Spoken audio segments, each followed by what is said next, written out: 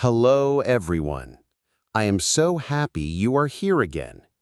This is your English podcast, where we speak slowly, clearly, and help you feel confident with English. My name is Jake, and today I want to help you learn something very useful.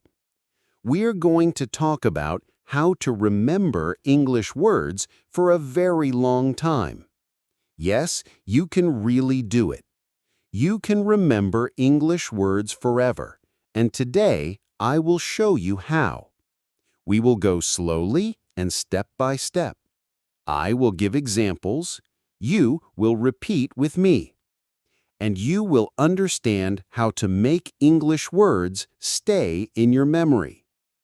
Now, let's begin. Get comfortable, take a deep breath, and let's start learning together. Okay, here is something very important. Many people forget English words very fast, and they feel bad about it. But it is not your fault. You are not lazy. You are not bad at English. The real reason is that your brain did not learn the word deeply. When you only see a word one time, your brain thinks it is not important. It forgets it quickly. But when you hear the word again and again, when you use it in your life, and when you connect it to something real, your brain remembers it better. So, how can we make English words stay in our brain like good friends? I will share some of my favorite ideas. First, do not just learn one word and forget it. Do not just read the word and write it in your notebook. That is not enough. You need to use the word in a sentence that feels real for you. You need to speak the word in the way people really talk. Let me show you how. Let's take one word, charge. It means to put electricity in your phone or other devices. Don't just say the word like charge, charge, charge. That does not help your memory much. Try this instead. Say this sentence with me. I need to charge my phone. Great. Now say, I need to charge my phone before I leave the house. That's better. One more. I couldn't call you because my phone was not charged. Good. Now say, is there a place to charge my phone here? Nice job. These are real-life sentences. People say these things every day. When you learn the word like this, you remember it better. Let's try another word. Delay.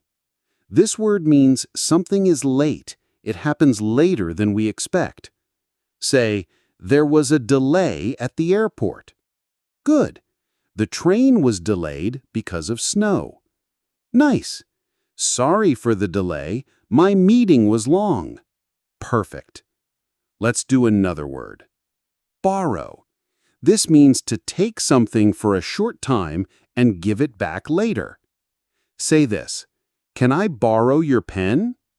Very good. I borrowed a book from the library. Great. He borrowed my bike and didn't return it. Excellent. Now, you see what is happening?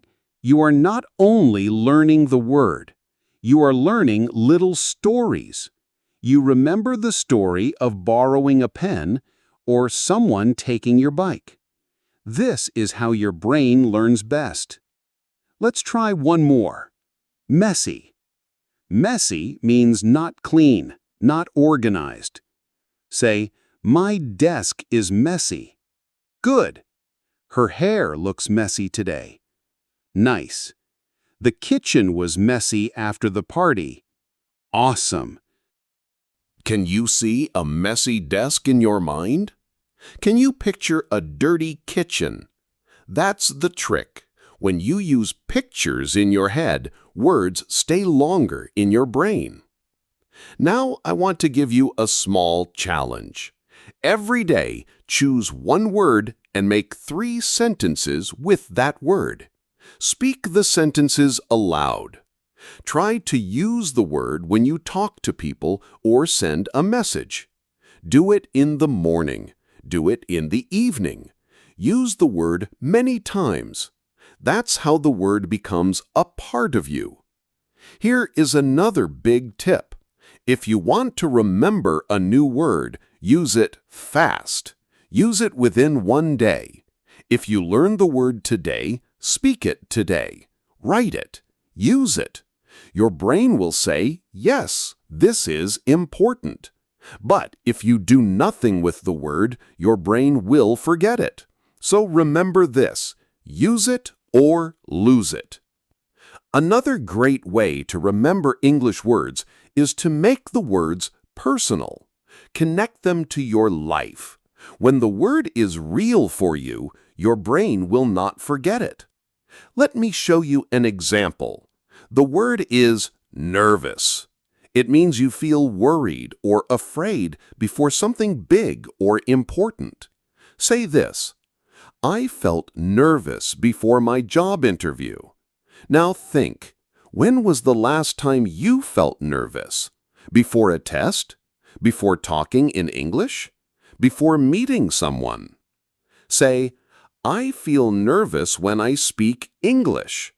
That's your sentence. It's your feeling. Now your brain will remember it. Let's do another word. Lonely. It means you feel sad because no one is around you.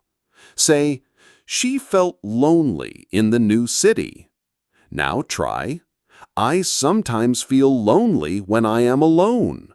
Does that sound true for you? Then your brain will keep this word longer. Try one more. He moved to another place and felt very lonely. When words touch your emotions, they become stronger in your memory.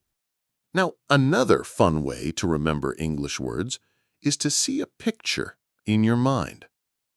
When you say the word, close your eyes and imagine something real. Let's try with the word climb. Climb means to go up. Say, I want to climb that mountain. Now stop and close your eyes.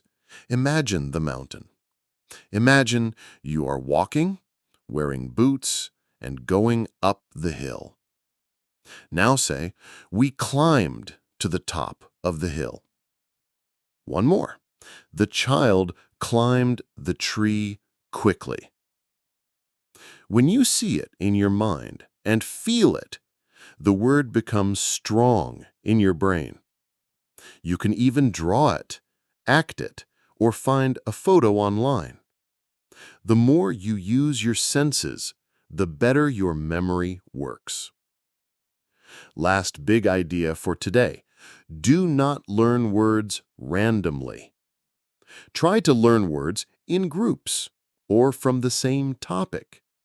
Why? Because your brain likes stories. It likes when words are connected. Let's learn some weather words. Say this: it's cloudy today. I think it might rain. Next, there is a nice breeze this morning. And another, the storm last night was very loud. Now, picture a little story in your mind. It was cloudy. Then the breeze stopped. Suddenly, a big storm came with loud thunder and rain. Now the words cloudy, breeze, and storm are friends in your brain. They stay together. You can do this with any topic: food, travel, shopping, your room, your job. Always try to group your words. Words alone are easy to forget. Words in a group are easy to remember. And that's all for today. You didn't just listen. You practiced, repeated, and imagined. You made real connections with English. That's the best way to learn. So keep going. Keep practicing. Use English every day. I'm Jake, and I'm proud of you. I'll see you next time.